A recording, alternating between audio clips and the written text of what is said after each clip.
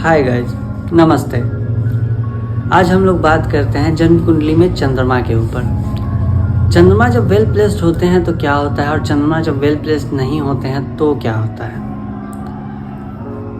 आपके मन के ऊपर किन ग्रहों का प्रभाव है, आप क्या सोचते हैं, ओवर थिंकिंग करते हैं या नहीं, एंजाइटी होता है या नहीं, इन सारी चीज़ों के ऊपर चंद्रमा का इफ़ेक्ट आता है। जब भी ये सब चीज़ें सर्च देखनी हो तो कुंडली में सबसे पहले हम लोग चंद्रमा को देखते हैं। चंद्रमा को काल पुरुष की कुंडली में 4th हाउस कर्क राशि बताया गया है।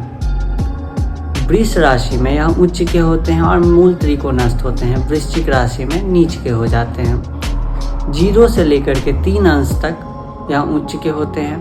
3 अंश पे परम उच्च के होते हैं और 3 से 30 अंश के बीच में यह मूल त्रिकोणस्थ होते हैं। वृश्चिक राशि में नीच के होते हैं और 3 अंश पे परम नीच के हो जाते हैं।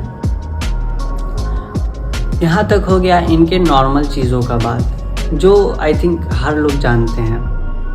अब आते हैं चंद्रमा को मन और माता का कारक बताया गया है और ये चीज़ कभी भी साइड नहीं होती है, क्योंकि भाव चेंज होते हैं, राशियाँ चेंज होती है, पर ग्रहों के कारक तो भाव चेंज नहीं होता है, राशियाँ चेंज होती है, बट भाव के कारक ग्रह के कारक तो चेंज नहीं होते हैं, भाव के भी कारक तो चेंज नहीं होते हैं। तो इन सारी चीज़ों को देखना बहुत ज़्यादा ज़रूरी है। अब अगर चंद्रमा जो मन के कारक हैं, माता के कारक, अगर चंद्रमा आपकी कुंडली में वेल प्लेस्ड है तो माता से बहुत अच्छा बनेगा, आपका मन बहुत शांत रहेगा। बट अगर नहीं है तो माता से कम बनेगा। आपके मन में ओवर थिंकिंग बहुत चलेगा।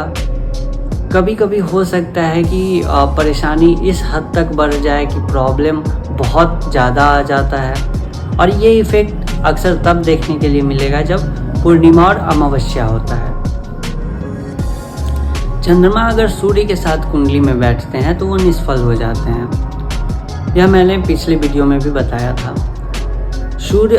चंद्रमा के जो मित्र ग्रह हैं वह गुरु हैं, मंगल हैं, उसके बाद कुछ हद तक सूर्य भी हैं, लेकिन जब भी सूर्य के साथ ये बैठते हैं तो निष्फल हो जाते हैं। तो आगे बात करते हैं शनि, राहु, केतु, इनके साथ अगर ये बैठे तो बहुत ही बुरे प्रभाव देते हैं, क्योंकि शनि के साथ बैठते हैं तो विष योग का उसमें निर्माण हो जाता है।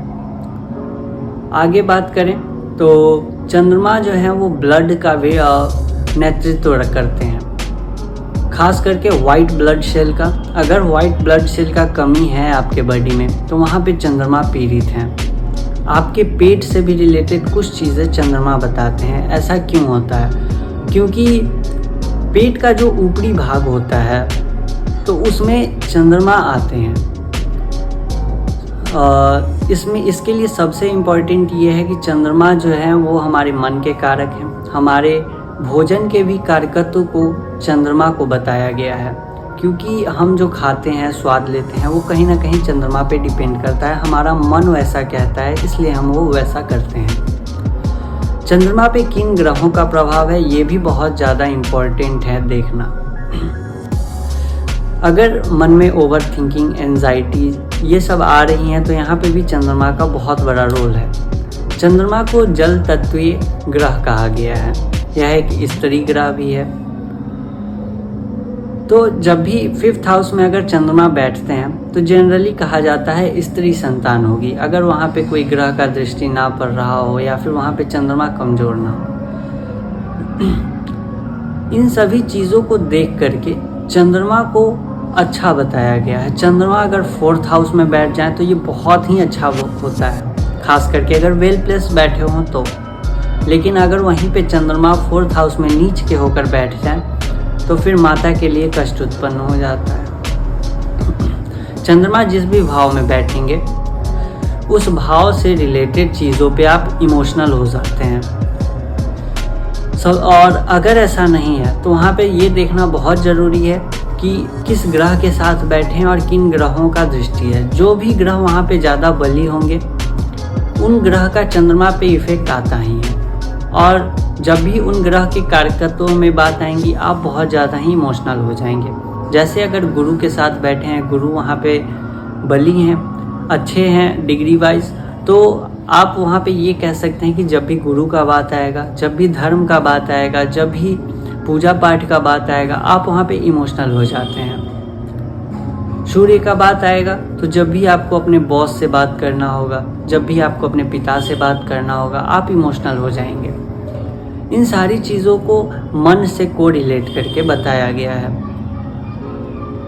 यहाँ से आप देख सकते हैं कि आपकी कुंडली में चंद्रमा जो हैं वो वेल प्लेस्ड है या फिर नहीं।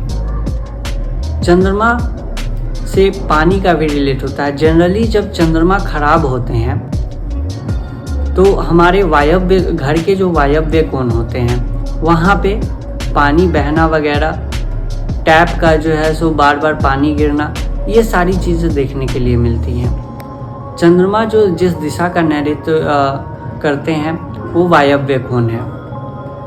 आज के लिए बस इतना ही। धन्यवाद।